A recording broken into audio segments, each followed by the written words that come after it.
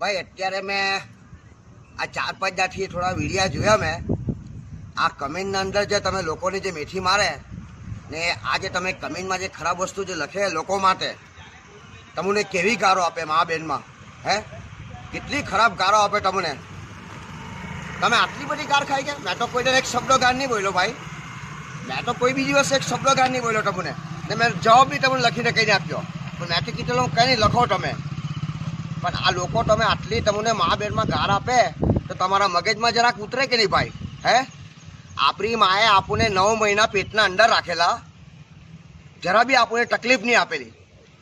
આપણી માએ આપણને 9 મહિના પેટમાં રાખેલા, સાંભળવાળો વ્યક્તિ આપણને મામા ગાર આપે તો તમે કેવી ગાર ખમે ભાઈ? માની ગયો, મગજના ઉસ્કરો થઈ જાય. મારું તો મગજ ફાટી ગયું.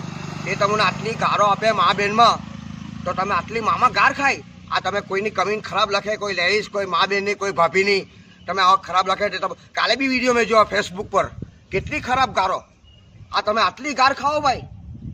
તો આપણી માએ આપણે 9 મહિના પેટમાં રાખેલા, એનો તો જરાક ખ્યાલ કરો ભાઈ. 9 મહિના સુધી આપણને કેવા પેટના અંદર રાખેલા ને આપણને તે વસ્તુ આજે વખાણે સાંભળવાનો વ્યક્તિ કેવું પડે ભાઈ?